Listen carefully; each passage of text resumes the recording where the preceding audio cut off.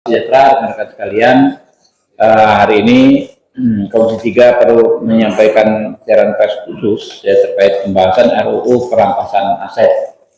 Bagaimana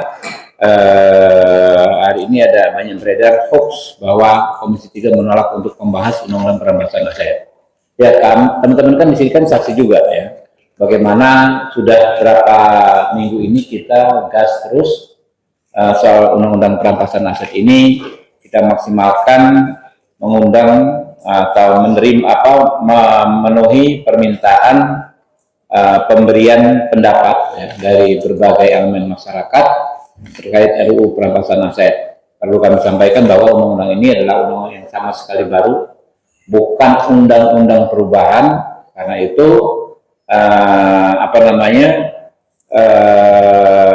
lebih banyak yang dibahas pastinya dibanding undang-undang yang kemarin kita bahas di sini seperti KUHP, undang-undang koalisi ya, yang hanya membahas beberapa pasal. Ini kita meng-create satu undang-undang sejak awal sekali ya.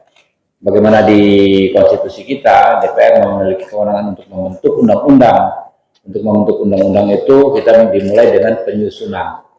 Nah, kemarin kita dikritisi kenapa waktu penyusunan masyarakat nggak dilibatkan. Nah, ini kita libatkan maksimal masyarakat mulai penyusunannya ya. Kita minta masukan dari masyarakat ya, dan banyak sekali masyarakat yang memang antusias ingin hadir di RDPU di hari ini ya. Saya sampaikan ini jauh ini yang sudah kita dengar ya, masukan dari masyarakat. Yang pertama dari Kepala Badan Keahlian DPR RI 15 Januari, kemudian dari pakar hukum Kurnia Ramadana, dari Prof. Dr. Hipnu Nugroho, Dr. Maradona, ya, kemudian Pak Chandra Hamzah, Advokat Cinta Tanah Air, Kongres Advokat Indonesia, Peradi SAI, tadi ya, Peradi DPN Peradi, ya, tadi juga, kemudian dari Koalisi Masyarakat Sipil atau Lembaga Swadaya Masyarakat, ada Perhimpunan Mahasiswa Hukum Indonesia, ya, kemudian Profesor I. Gede Widana Suwarta, ya, ada lagi Heri Firmansyah, kemudian Oce Madril, kemudian Harkus Tuti Harkusnowo, kemudian Prof. Neng Jubaidah, mahasiswa magang di DPR, kemudian Luki Raspati, kemudian Tuti Rahayuningsi, Dr. Khalif, kemudian pengurus besar Serikat Mahasiswa Muslimin Indonesia (PBSMI), ya. Kemudian ada juga Dr. Yusuf Saifuddin, kemudian ada Dr. Didi Sunardi, ada perwakilan senat mahasiswa tadi dari Universitas Islam Negeri Syarif Hidayatullah Jakarta, ya. Untuk yang akan segera memberikan masukan dalam waktu dekat ini, diantaranya ada dari BEM Trisakti. Saya tadi sudah berkomunikasi dengan presidennya ya, Saudara Putra ya, Saudara Putra, insya Allah mereka juga berkenan hadir di sini ya, dan ada beberapa BEM lagi kita berikan kesempatan untuk memberikan. Mana Bu Ica? Ini mana ya daftarnya ya yang akan hadir ya? Sorry ya.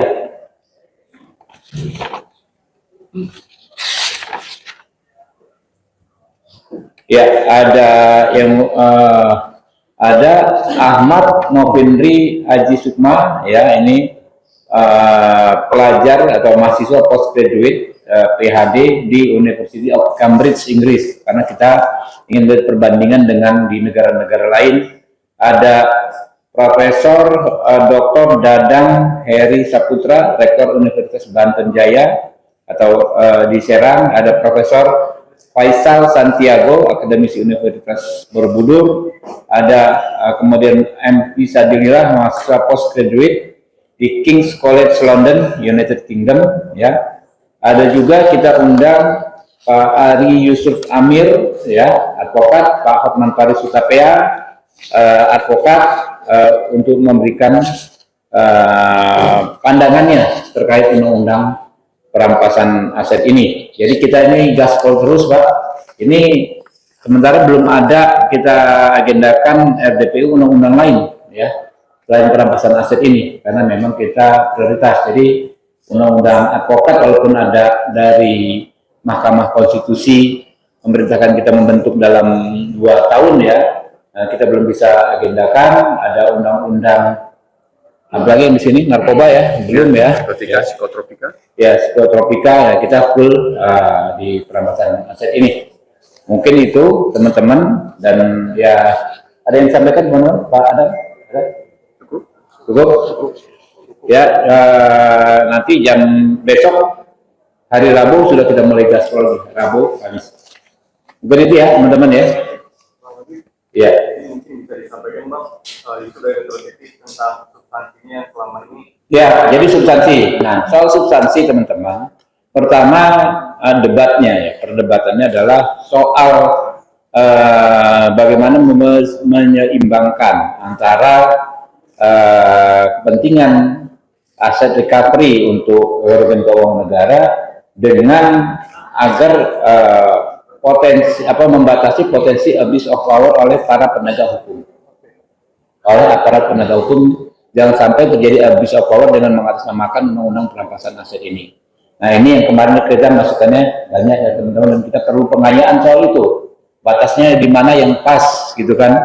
Pasti kita berkomitmen agar sebanyak mungkin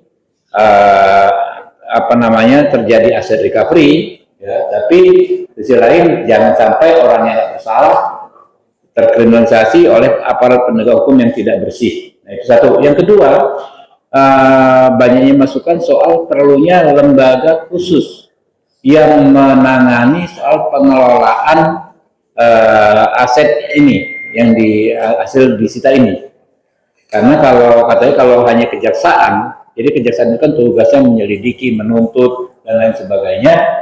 Dia tidak ada rekam jejak soal mengelola ini, aset ini gimana. Nanti ada masukan juga. Terus nomenklatur juga, apakah kita akan mengikuti apa yang tercantum dalam UNCAC namanya asset recovery. Kalau pakai diterjemahkan, asset recovery itu kan pemulihan aset ya. Apakah kita akan pakai perampasan aset? Saya pernah bertanya di salah satu hal ini, dari mana awalnya muncul istilah perampasan aset itu. Ternyata menurut Pak Yusuf Saifuddin dari Universitas Muhammadiyah Purwokerto, sebetulnya kalau ingin membuat undang-undang yang secara komprehensif membahas pemulihan kerugian itu penyelidikan, kemudian namanya pemeriksaan, penuntutan dan lain sebagainya, hukum acaranya itu namanya aset recovery. Di ujungnya baru namanya perampasan aset. Yang di ujung pelaksanaannya adalah perampasan aset. Kan undang-undang ini kan mengatur semua nih, mulai dari misalnya diterimanya informasi adanya kejanggalan atau apa segala macam, akhirnya di ujungnya perampasan aset. Jadi kalau kita ingin yang lengkap, sarannya adalah aset recovery, pemulihan. Tetapi ini kan belum diputus Pak, ya kan? Tetapi kita masih mau dengan masukan dari masyarakat. Inginnya seperti apa?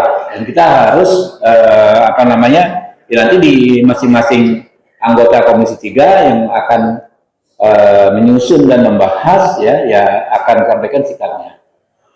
Mungkin itu ya teman-teman. Ini ada yang dari Lombok Tengah nih sekarang soal air keras. Ya, silakan. Ya. Subscribe, share, like, and comment. Subscribe, share, like, and comment. Subscribe, share, like, and comment. Subscribe, share, like, and comment. Subscribe, share, like, and comment.